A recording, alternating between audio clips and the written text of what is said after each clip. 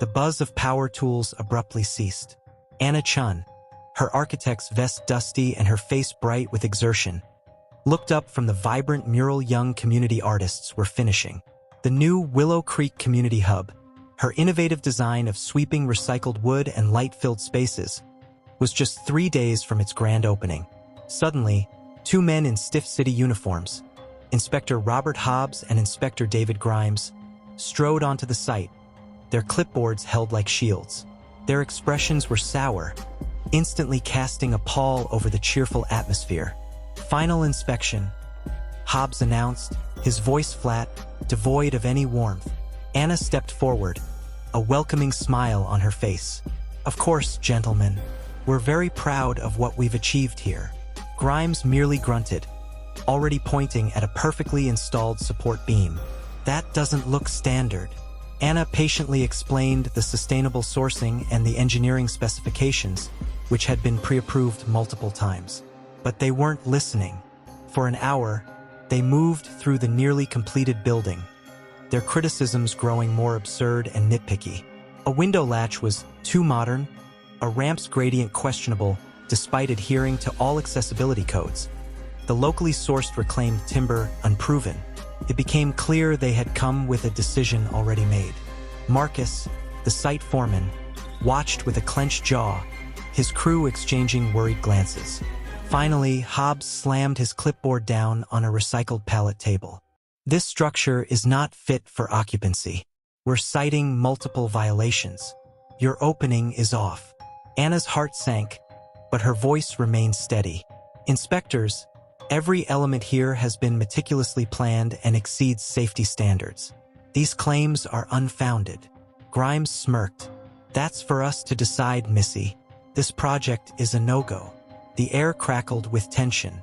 The dreams of an entire neighborhood, poured into this building, felt like they were about to be shattered by bureaucratic whim or something uglier. Anna took a slow, deliberate breath, her mind racing. She knew arguing further was pointless. Their minds were closed. "May I make one phone call?" she asked, her tone still polite but firm. Hobbs waved a dismissive hand. "Suit yourself. Won't change a thing."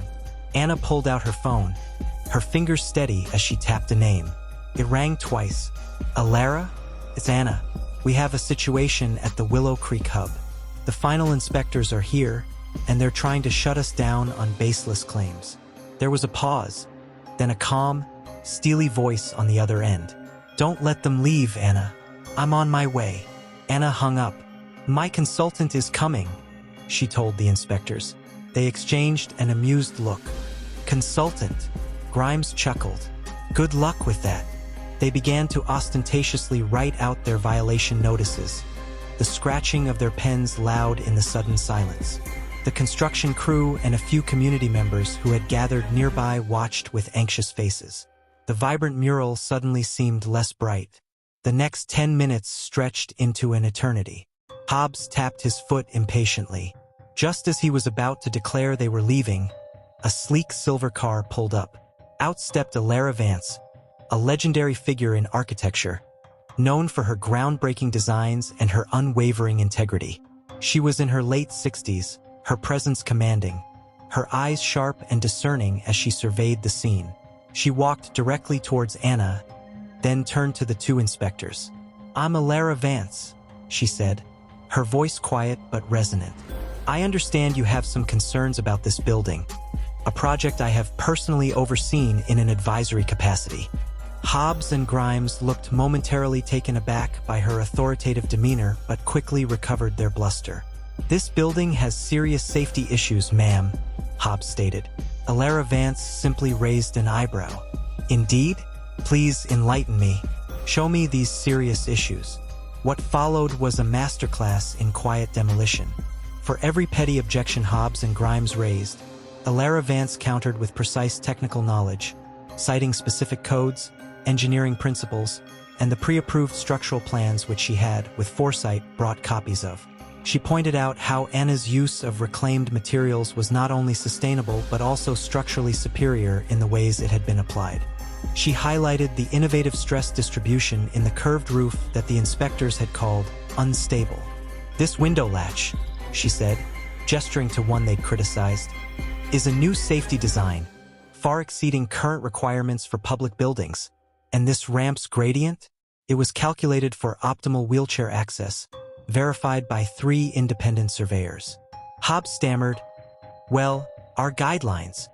"Your guidelines?" Alara interrupted, her voice still calm but edged with steel, "are meant to ensure safety and quality, not to stifle innovation or penalize projects in underserved communities. Are you familiar with Section 4(b) of the revised City Code regarding sustainable materials?" Gentlemen, their silence was telling.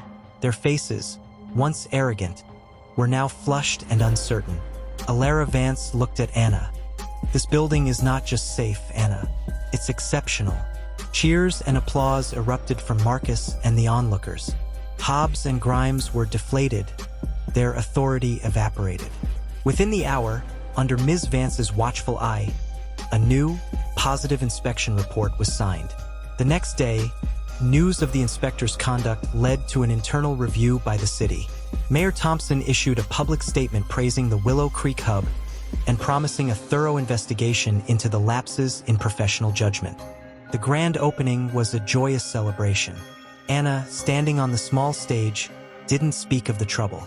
Instead, she spoke of community, vision, and the courage to build something new and beautiful, even in the face of doubt.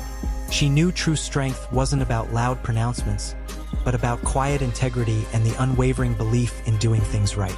The hub stood as a testament to that, a beacon of hope built not just with wood and light, but with resilience and conviction.